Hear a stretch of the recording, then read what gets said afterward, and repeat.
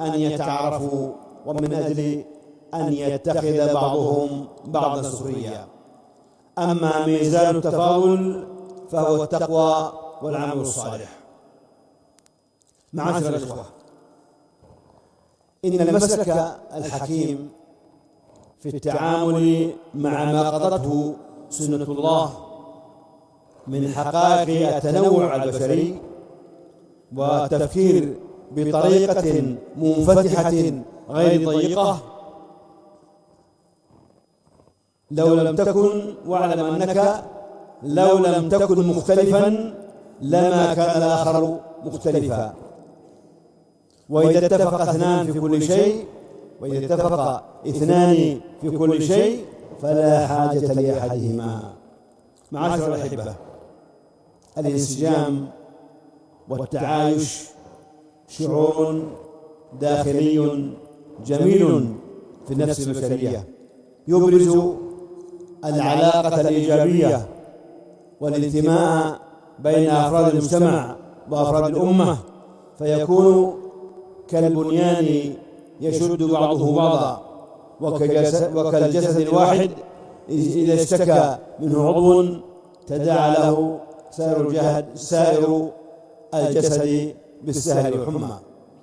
الانسجام والتعايش تزرعه وتثبته وتثمره الأخوة وصلاح النفس وسلامة الصدر والمساواة والمحبة والتواصي بالحق والتواصي بالصبر والتواصي بالمرحمة. هذه هي التي تنتج الانسجام والتعايش. والمساواة بين الناس ليست مساواة تماثل، بل مساواة تكامل، مساواة تنفي العصبية والحزبية والمذهبية والطائفية وحمية الجاهلية ودعوى الجاهلية، وتؤكد المساواة تؤكد السمع والطاعة ولزوم الجماعة وعدم الشذوذ عنها أو الخروج عليها. الانسجام والتعايش هو الاعتراف بحق العيش للجميع في مجتمع واحد وبلد واحد. التعايش هو الوجود المشترك بين الناس على اختلاف طبائعهم ومقاصدهم، وهو يعني الاعتراف بالآخر. التعايش هو تنظيم وسائل العيش بين الناس.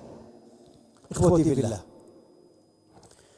الانسجام والتعايش إذا كان في الأمة وكان في المجتمع فإنه ينشر الألفة والتعاون والترابط وينمي روح العمل والإبداع ويحمي البلاد من الانحراف والأفكار المنحرفة والاتجاهات العدوانية ويقلل من أثر الشائعات الموهنة للعزائم والمفرقة للجماعة.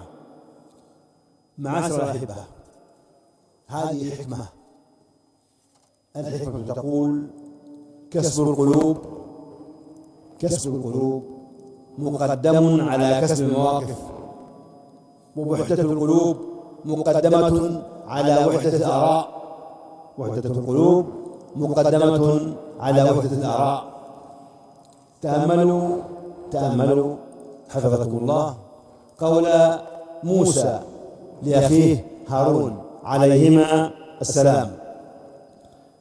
يقول موسى فيما قال الله عز وجل: يا هارون ما منعك إذ رأيتهم ضلوا ألا تتبعني أفعصيت أمري. هذا قاله حينما عبد بنو إسرائيل العجل.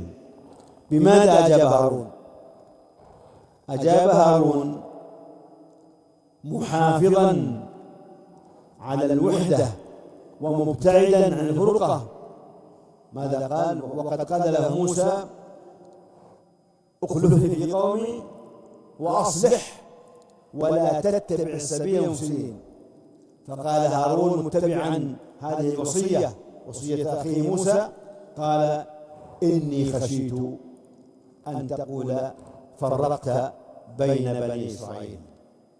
معاشر المسلمين، أما في ديننا فلم تشرع شرائع دين، ولم تفرض فرائض الإسلام، ولم تتنزل الأحكام إلا بعد أن استقر المسلمون المهاجرون والأنصار في مجتمع المدينة بمكوناته وتنوعه. ولقد ذكر بعض أهل العلم أن من غايات الهجرة النبوية حينما هاجر المهاجرون واجتمع المسلمون في المدينة أن من غايات الهجرة تكوين الوحدة الإسلامية في ظل الدولة الإسلامية. المجتمع في المدينة كان مجتمعا متعايشا، وهو يضم المؤمنين والمنافقين واليهود والمشركين وغيرهم. معاشر المسلمين، لقد كان الصحابة رضوان الله عليهم يرون الاجتماع من أعظم الخيرات وأكبر الصالحات، لذا تراهم قد ائتموا، يعني صلوا خلف كل من حقت له الإمامة. يقول ابن حزم رحمه الله: وما امتنع قط أحد من الصحابة رضي الله عنهم ولا من خيار التابعين من الصلاة خلف كل إمام صلى بهم، فصلوا خلف الحجاج بن يوسف وحبيش بن رجة ونجده الحروري والمختار بن عبيد، مع أن كل منهم كان متهما بالكفر. والمسلمون كما هو معلوم في عقيدتهم أهل السنة والجماعة يرون أن من صلى صلاتهم واستقبل قبلتهم وآكل ذبيحتهم فهو منهم، والسرائر إلى الله والحساب على الله، فلا شق عن القلوب ولا غل على سابق من الإيمان، ولا تفريق بين المسلمين بالأسماء والألقاب. والمسلمون يحرصون على هداية الخلق، والمسلمون يسترون العيوب ولا يتتبعون العورات، ولا يذكرون أخطاء أهل العلم إلا لبيان الحق وعلى سبيل الترجيح وليس على سبيل التجريح، ويلتمسون العذر ما أمكن لكل مخطئ. يقول شيخ الإسلام ابن تيمية رحمه الله: إن المتأول الذي قصده متابعة الرسول صلى الله عليه وسلم إذا اجتهد فأخطأ لا يكفر بل ولا يفسق، وهذا مشهور عند الناس في المسائل العلمية. وأما مسائل الاعتقاد فكثير من الناس كفر المخطئين فيها، يعني وهو مخطئ في تكفيره، فكثير من الناس كفر المخطئين فيها، وهذا القول لا يعرف عن أحد من الصحابة والتابعين لهم بإحسان، يعني أنه قول شاذ، ولا يعرف عن أحد من أئمة المسلمين، وليس فيهم يعني الأئمة الأربعة رضوان الله عليهم أجمعين ليس فيهم من كفر كل مبتدع، بل المنقولات الصريحة عنهم تناقض ذلك. ولكن قد ينقل كلام تيمية، ولكن قد ينقل عن أحدهم أنه من كفر بعض الأقوال، ويكون مقصوده أن هذا القول كفر، لا أن صاحبه كافر. ولا يلزم إذا كان القول كفرا أن يكفر كل من قاله مع الجهل أو مع التأويل، فإن ثبوت الكفر في حق الشخص المعين كثبوت الوعيد في الآخرة في حقه، بمعنى أمره إلى الله، وذلك له شروط وموانع. انتهى كلامه رحمه الله. ومن منقولات السلف رحمه الله يقولون: لو كان كل ما اختلف مسلمان في شيء تهاجرا لم يبق بين المسلمين عصمة ولا أخوة. عباد الله، إن الإسلام يسع أهله كلهم. الإسلام يسع أهله كلهم لسعته وسماحته ورحمته ويسر أحكامه، عاشوا في كنفه وتعايشوا على أرضه القرون تلو القرون. وعون الله، افهموا هذه القاعدة، افهموا هذه القاعدة، وعون الله لا يتنزل على المتعصبين ولا على المتحزبين، ولا ينصر الله أقوام متفرقين، لا ينصر الله أقوام متفرقين. إن الجفاء والتباعد النفسي والاجتماعي هو الذي يقضي على الوحدة وينبذ التعايش. والعاقل المنصف من اغتفر قليل خطأ أخيه في كثير صوابه، فلا يبخس الناس حقوقهم ولا أشياءهم، بل يعامل الناس بما يحب أن يعاملوه به. وبعد عباد الله، القول الحسن والتعامل الحسن لا يتوقف على دين أو مذهب، بل هو حق لكل الناس، لأن الله يقول: وقولوا للناس حسنا، يعني يقول لجميع الناس بقطع النظر عن أديانهم ومعتقداتهم. والوسيلة في ذلك هي الرفق والإنصاف والحب والابتسامة وحسن الظن وطيب القلب وسلامة الصدر والاحترام والتقدير. والحوار هو للتعارف والتعايش والتفاهم ومزيد من الثقافة، وليس للإلزام والإقناع. أعوذ بالله من الشيطان الرجيم. يا أيها الناس إنا خلقناكم من ذكر وأنثى وجعلناكم شعوبا وقبائل لتعارفوا إن أكرمكم عند الله أتقاكم إن الله عليم خبير. نفعني الله وإياكم بآيات كتابه وبسنة نبيه محمد صلى الله عليه وسلم. وأقول قولي هذا وأستغفر الله لي ولكم ولسائر المسلمين من كل ذنب وخطيئة فاستغفروه إنه هو الغفور الرحيم.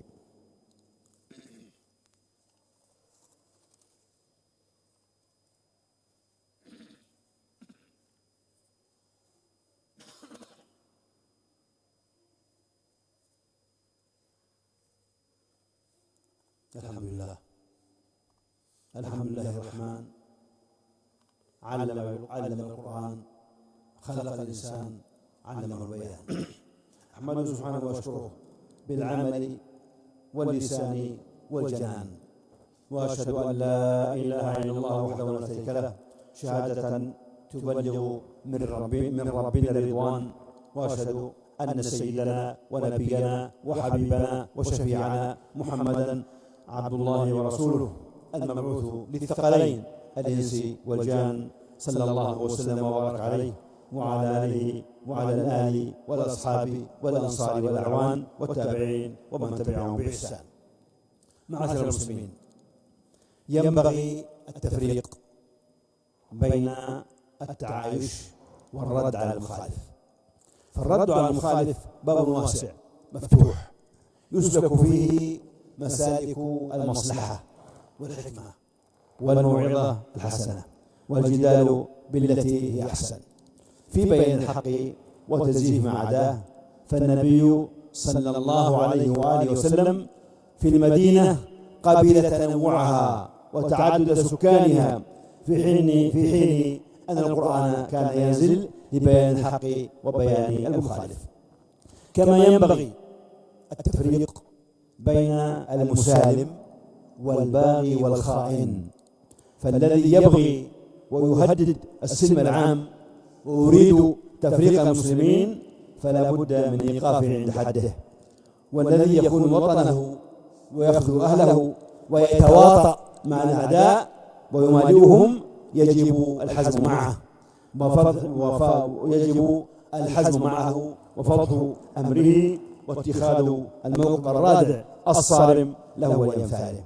وقد قال علي رضي الله عنه في الخوارج: لكم علينا ألا نمنعكم حقكم من الفيء ولا نمنعكم من المساجد ولا نقاتلكم حتى تقاتلونا. فلما استحلوا الخوارج دماء المسلمين وأموالهم فقتلوا عبد الله بن خباب وأغاروا على المسلمين، حينئذ قاتلهم رضي الله عنه. ألا فاتقوا الله، ألا فاتقوا الله رحمكم الله، فإن وحدة الصف واجتماع الكلمة غايات مطلوبة في كل حين، وهي عنوان قوة الأمة وسر حفظ البلاد. ولكنها في هذه الظروف التي يتربص بها الأعداء ويتطاول فيها المغرضون ويجترئ فيها الخونة، هذه وحدة الصف في هذه الظروف أشد إلحاحا وأعظم حاجة. فيجب على كل مسؤول أيا كانت مسؤوليته، سياسيا أو إعلاميا أو تعليميا أو إرشاديا أو غيرهم، في قطاع عام أو في قطاع خاص، عليه أن يتأمل في الأوضاع ويعيش الواقع ويستوعب النوازل المحيطة وبخاصة وينظر في أوضاع المسلمين. يجب على كل مسؤول الالتزام بكل ما يؤكد روابط الوحدة وتلاحم المجتمع، بعيدا عن المزايدات وعن كل نقاش أو مسائل لا تناسب المرحلة، والحذر من إثارة ما يفسد ولا يصلح ويفرق ولا يجمع من مقالات أو تغريدات أو رسومات. بعد ذلك حسن التدين والحب والإخلاص والعقل والحكمة والغيرة على الدين وعلى الأوطان وعلى الأهل، حرصا على المصلحة العامة واجتماع الكلمة والالتفاف حول ولاة الأمور وإغاظة العدو المتربص. حفظ الله بلاد المسلمين، حفظ الله البلاد جميعها والعباد، وأعز الإسلام وأهله، ورد كيد الكائدين في روحهم، إنه سميع عليم، إنه سميع مجيب. هذا وصلوا وسلموا على الرحمة المهداة والنعمة المزداه نبينا محمد رسول الله، فقد أمركم بذلك ربكم، فقد أمركم بذلك ربكم في تنزيله، فقال وهو الصادق في قيله قولا كريما: إن الله وملائكته يصلون على النبي يا أيها الذين آمنوا صلوا عليه وسلموا تسليما. اللهم صل وسلم وبارك، اللهم صل وسلم وبارك على عبدك ورسولك نبينا محمد الحبيب المصطفى والنبي المجتبى، وعلى آله الطيبين الطاهرين، وعلى أزواجه أمهات المؤمنين، وعلى أصحابه الميامين، وارض اللهم عن الأربعة الخلفاء الراشدين أبي بكر وعمر وعثمان وعلي، وعن الصحابة أجمعين والتابعين ومن تبعهم بإحسان إلى يوم الدين، وعنا معهم بعفوك وجودك وإحسانك يا أكرم الأكرمين. اللهم أعز الإسلام والمسلمين، اللهم أعز الإسلام والمسلمين، وأذل الشرك والمشركين، واحمي حوزة الدين، واخذل الطغاة والملاحدة وسائر أعداء الملة والدين. اللهم آمنا في أوطاننا، اللهم آمنا في أوطاننا، وأصلح أئمتنا وولاة أمورنا، واجعل اللهم ولايتنا في من خافك واتقاك واتبع رضاك يا رب العالمين.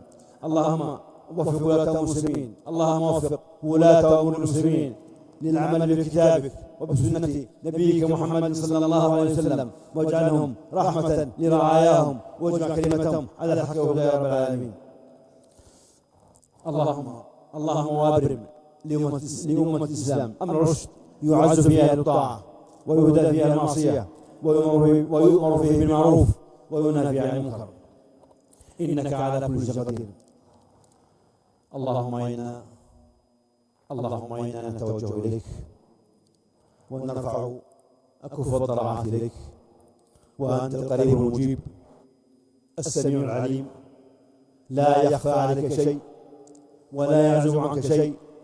أنت الحي الذي لا يموت والقيوم الذي لا ينام، عز جارك وجل ثناؤك وتقدست أسماؤك ولا إله غيرك، يا سامع كل نجوى ويا منتهى كل شكوى، يا عالم كل خفية ويا كاشف كل بلية. ندعوك دعاء من اشتدت فاقته وضعفت قوته وقلت حيلته، يا من لا يخيب سائله ولا يرد طالبه، نسألك اللهم، نسألك بفضلك ومنك وجودك أن تحفظ إخواننا في غزة، نسألك أن تحفظ إخواننا في غزة وفي فلسطين. اللهم احفظهم، اللهم احفظهم بحفظك، وكلاهم بعنايتك، وأحفهم برعايتك. اللهم احفظهم من بين أيديهم ومن خلفهم وعن أيمانهم وعن شمائلهم، ونعوذ بك أن يغتالوا من تحتهم. اللهم اترك كسرهم وأقل عثرتهم وفك أسرهم واشف مرضاهم وتقبل شهداءهم وارحم موتاهم. اللهم واقبلهم شهداء عندك. اللهم انصرهم، اللهم انصرهم على عدوك وعدوهم. اللهم إن أعداءهم الصهاينة المحتلين قد طغوا وبغوا وآلوا وأفسدوا وظلموا وتجبروا. اللهم فرج جمعهم وشتت شملهم واجعل كيدهم في نحرهم. اللهم وانزل عليهم بأسك ورزقك إلى الحق. اللهم حرر المسجد الأقصى، اللهم حرر المسجد الأقصى من المحتلين الغاصبين. اللهم أعل شأنه وارفع مكانه وارزق بنيانه وثبت أركانه، إنك سميع الدعاء.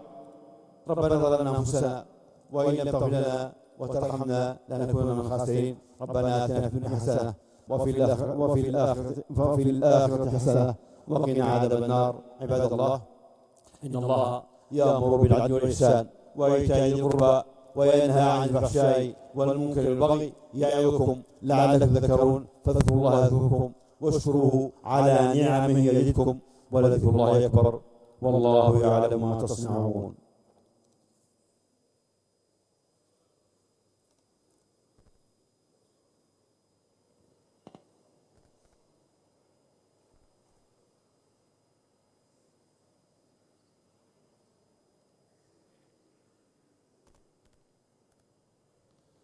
الله أكبر، الله أكبر، الله أكبر، الله أكبر. أشهد أن لا إله إلا الله، أشهد أن لا إله إلا الله، أشهد أن محمدًا رسول الله، أشهد أن محمدًا رسول الله. حي على الصلاة، حي على الصلاة، حي على الفلاح، حي على الفلاح. قد قامت الصلاة، قد قامت الصلاة. الله أكبر، الله أكبر، لا إله إلا الله.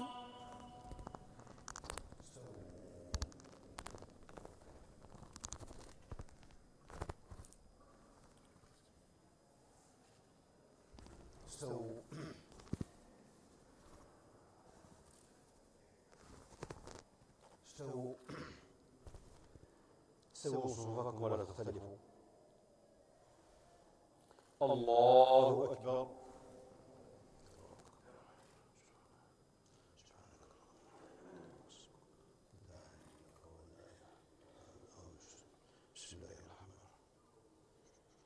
الحمد لله رب العالمين الرحمن الرحيم مالك يوم الدين.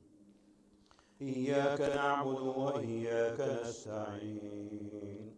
اهدنا الصراط المستقيم صراط الذين أنعمت عليهم غير المغضوب عليهم ولا الضالين.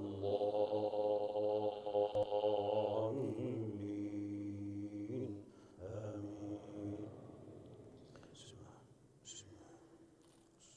سبح اسم ربك الأعلى الذي خلق فسوى والذي قدر فهدى والذي أخرج المرعى فجعله غثاء أحوى.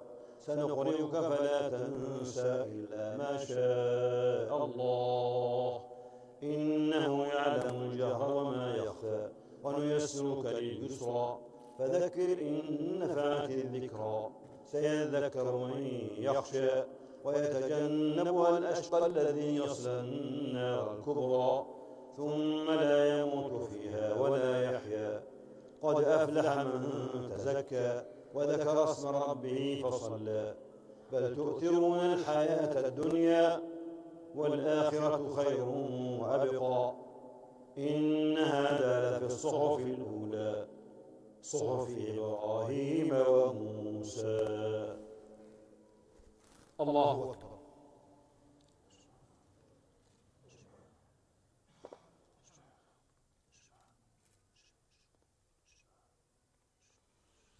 سمع الله لمن حمده.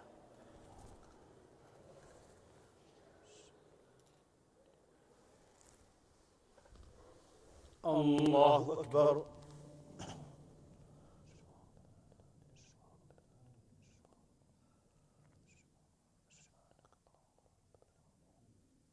الله أكبر.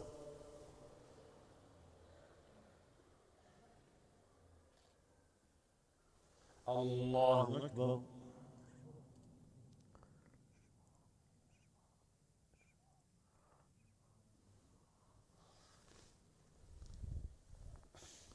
الله أكبر. الحمد لله رب العالمين الرحمن الرحيم مالك يوم الدين إياك نعبد وإياك نستعين اهدنا الصراط المستقيم صراط الذين أنعمت عليهم غير المغضوب عليهم ولا الضالين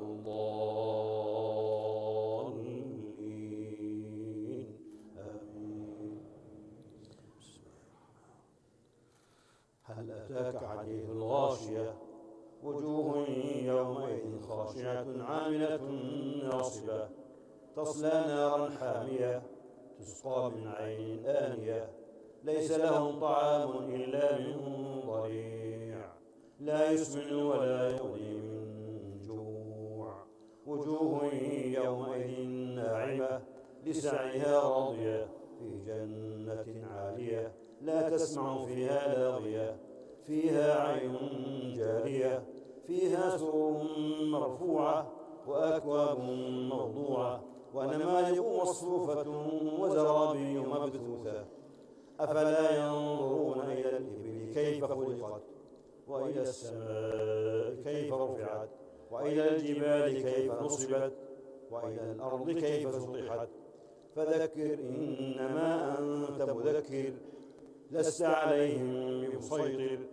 إلا من تولى وكفر فيعذبه الله العذاب الأكبر إن إلينا إيابهم ثم إن علينا حسابهم. الله أكبر.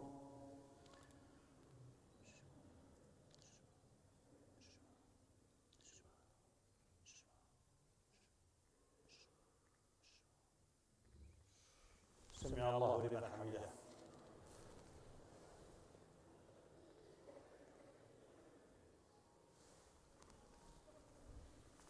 الله أكبر.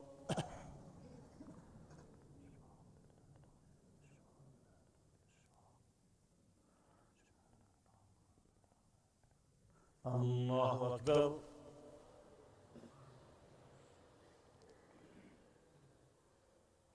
الله أكبر.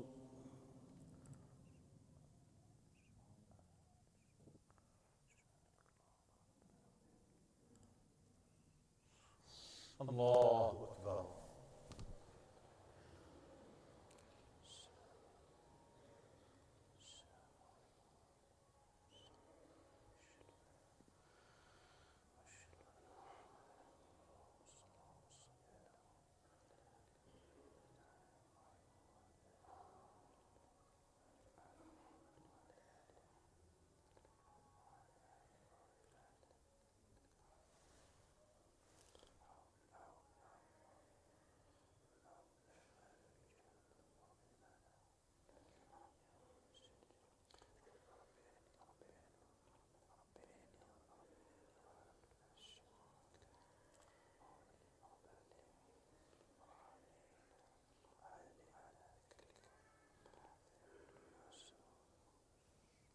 السلام عليكم ورحمة الله. السلام عليكم ورحمة الله.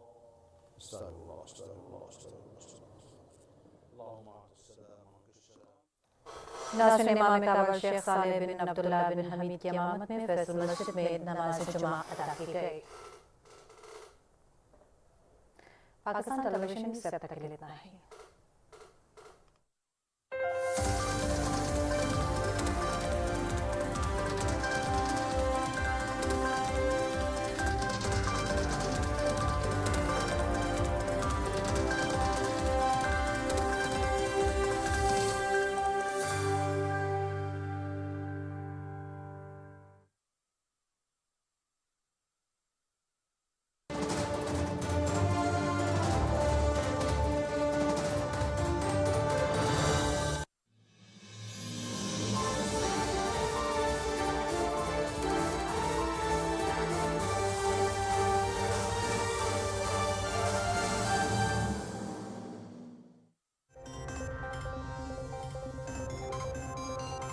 मुसलमान आपस में अखुवत, मसावत और भाईचारे को फरोग दें, आखिरत की बेहतरी के लिए खुद को बेहतर बनाएं। मुसलमान आपस में फलसफा तक़वा पर सख्ती से कारबंद रहें। इमाम काबा शेख सालेह बिन अब्दुल्लाह बिन हमीद का फैसल मस्जिद में नमाज़ जुमा का खुतबा।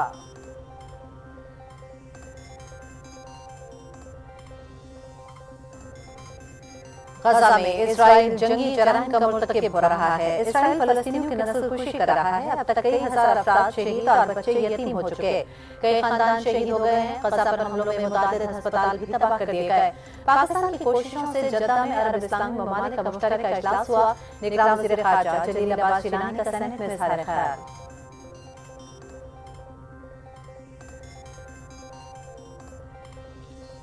गजा में 4 रोज़ा आरज़ी जंगबंदी का आगाज। खुद को कत्ल की कोशिशों से इसराइल और हमास के दरमियान जंग में आरज़ी जंगबंदी पर इत्तेफाक हुआ था।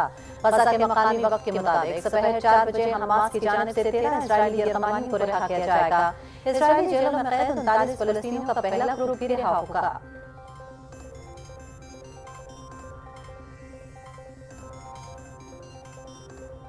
आरज़ी जंगबंदी मुआहदे पर अमल दरामद से कबल गजा पर इसराइल की वहशियाना बमबारी, जबालिया कैंप में अक़वाम मुत्तहिदा के स्कूल पर हमला, 27 अफराद शहीद। खान यूनिस और रफ़ा पर भी सफ़ाकाना हमले, शहदा की मजमूई तादाद 14,800 से तजावुज़ कर गई। गजा में खाने पीने की अशिया, ईंधन और पानी की शदीद किल्लत बरकरार।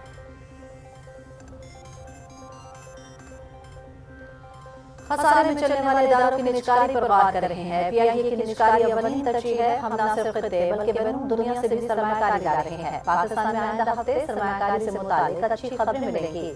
SIFC के जरिए सरमायाकारी सब पॉलिसी में इस्लाहात भी की जा रही हैं। वज़ीर आज़म अनवर अल हक काकड़ की ब्रेकफास्ट विद टीम में शुरका से गुफ्तगू।